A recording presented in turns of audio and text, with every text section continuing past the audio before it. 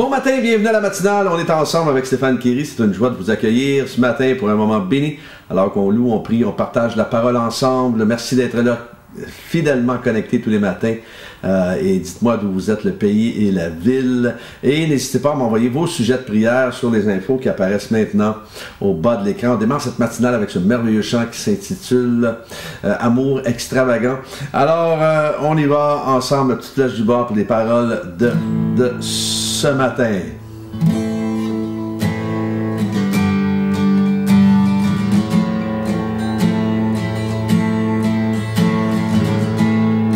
Avant mes premiers mots, tu me connaissais déjà. Oui, tu es si bon envers moi.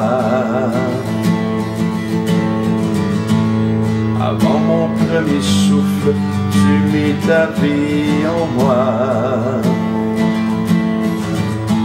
Oui, tu es si tendre envers moi. Oh, l'amour renversant, extravagant, infini de Dieu. Sans faiblir, il me cherche, il me poursuit, me ramène à lui. Je suis indigne et sans mérite, mais pour moi tu t'es livré. Oh, l'amour renversant, extravagant, infini de Dieu.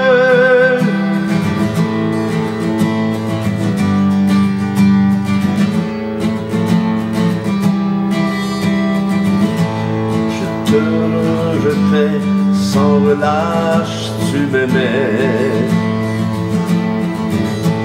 Oui, tu es si bon envers moi.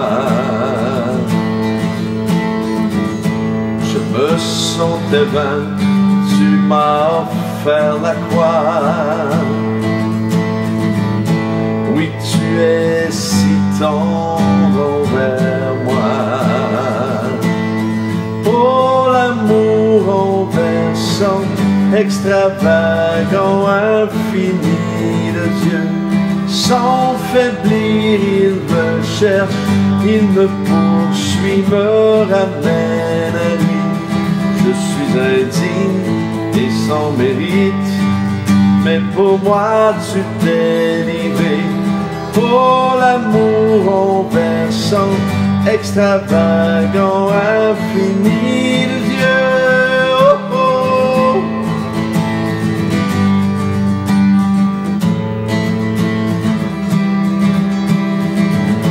Aucune ombre n'est trop sombre, nul monde trop élevé pour que tu me cherches. Aucun mur ne peut résister, ni mensonge tenir, sans fin tu me cherches. Aucune ombre n'est trop sombre, ni monde trop élevé pour que tu me cherches.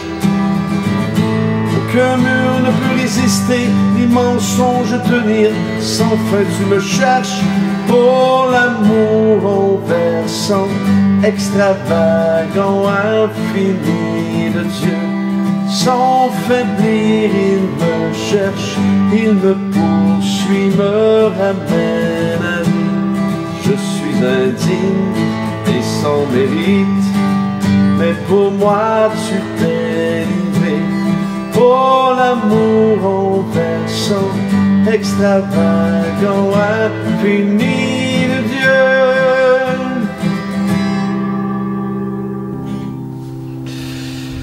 Oui, le thème de ce matin, ne vous fiez pas aux apparences.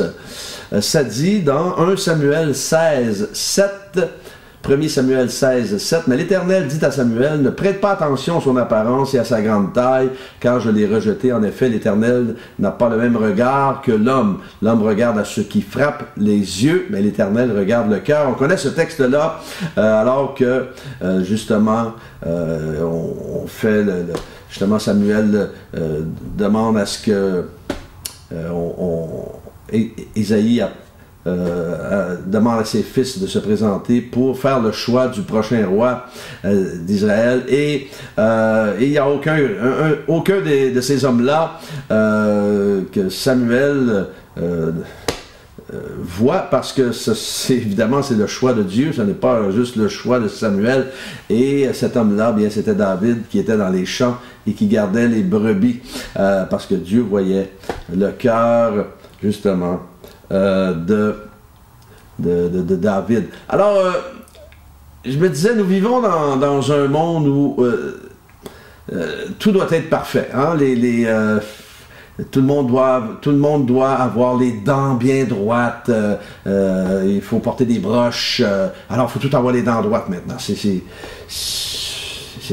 comme, il faut que ce soit parfait. Un corps sculpté au couteau. Alors, il n'y a jamais eu autant de programmes d'entraînement inimaginables pour avoir comment on appelle ça? On dit en anglais des six-packs, mais les Français vous disent des tablettes de chocolat. Enfin, alors, il faut avoir une épouse et un mari parfait, un boulot parfait, des amis parfaits, un pasteur et une église parfaite.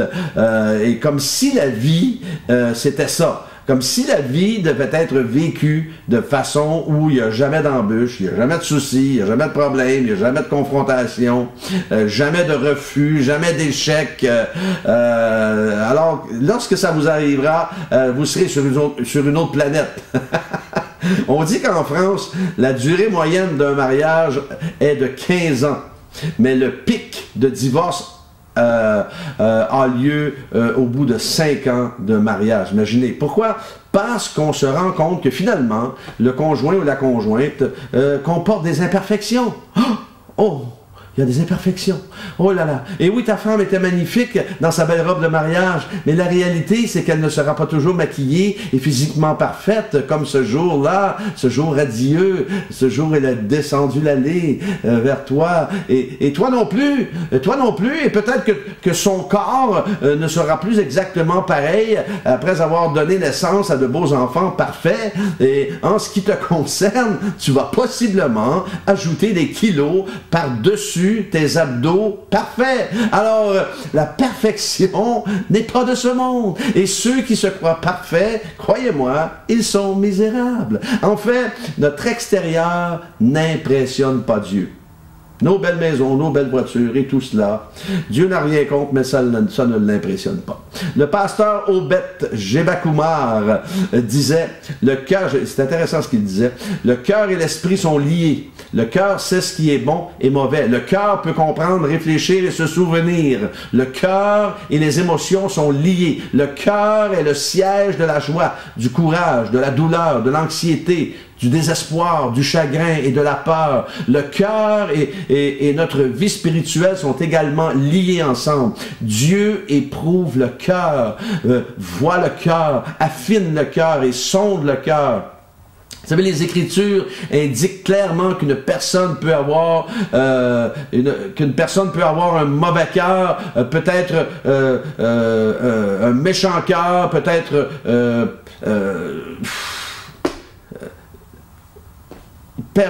avoir un cœur trompeur et perverti. Quelqu'un peut endurcir son cœur. Cependant, une personne peut aussi avoir un cœur pur et un cœur nouveau.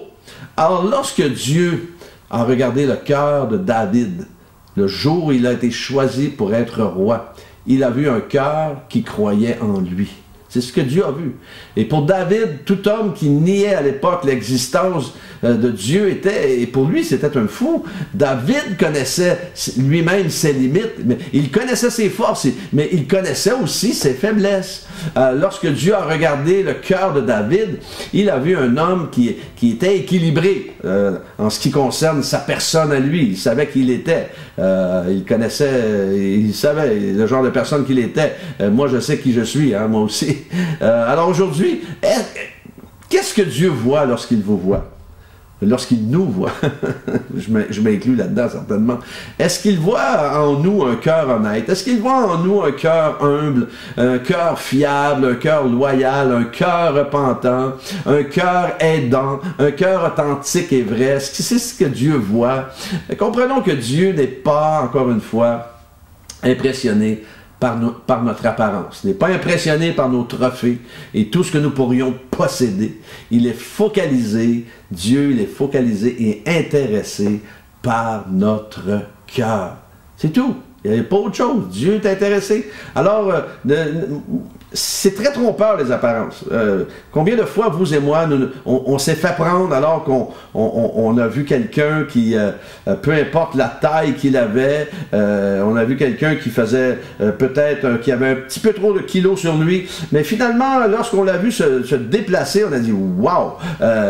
C'est une fusée, là! » Alors, il y a toutes sortes de choses. Vous allez regarder quelqu'un et vous allez penser que l'ascenseur n'est pas rendu au deuxième, mais finalement, c'est un génie. Alors, non, on ne se fie pas aux apparences. Jamais.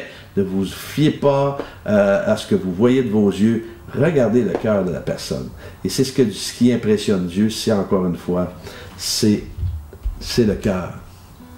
Alors, on va prier si vous voulez bien ce matin. Alléluia. Oh, merci, mon Dieu. Merci pour ta grâce. Merci pour ton amour, Seigneur. Seigneur, nous prions pour Philippe, qui est sous oxygène en ce moment. Merci de poser ta main sur lui, de le guérir, de le restaurer, de le relever surnaturellement par la puissance de ton Saint-Esprit. Merci Seigneur Dieu pour ta fidélité. Merci pour tous ceux qui peut-être qu'en ce moment, il y a des gens que nous connaissons qui sont sous des respirateurs et Seigneur, merci de les toucher maintenant, de les visiter, de les relever, de les guérir, de les restaurer. Merci Seigneur de toucher mes frères et sœurs connectés ce matin, de les protéger, de les garder. Alors qu'on parle de variants et Seigneur, je prie que tu les protèges, je prie que tu les gardes, je prie que tu mettes un rideau de feu autour de chacun et chacune. Et Seigneur, nous prions également afin que ce variant ou ces variants, parce que s'il y en a un, il va en avoir deux, Seigneur, puisse être complètement anéanti. Alors merci pour ta bonté, ta fidélité. Merci parce qu'en toi, nous n'avons rien à craindre. Seigneur, nous sommes en sécurité. Tu nous gardes et tu nous protèges. Seigneur, merci. Merci parce que tu es le Dieu qui regarde au cœur. Tu connais nos cœurs. Et nous voulons nous présenter devant toi ce matin avec des cœurs transparents, des cœurs honnêtes qui te disent combien tu es précieux. Seigneur, nous t'aimons, nous te magnifions, nous t'exaltons au-dessus de tout nom. Merci de ta fidélité, merci pour ce jour que tu as créé, que tu sois élevé au-dessus de tout nom dans le nom de Jésus. Amen et Amen. Oh, l'amour en versant extravagant, infini de Dieu. Sans faiblir, il me cherche, il me poursuit, me ramène à lui. Je suis indigne et sans mérite, mais pour moi tu t'es livré. Oh, l'amour en versant extravagant, infini de Dieu. Oh, oh, oh, oh,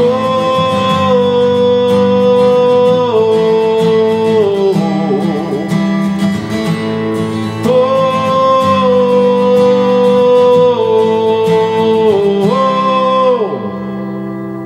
Je veux vous souhaiter une journée extraordinairement bénie, que Dieu vous accompagne et demain matin, Dieu voulant, on est ensemble.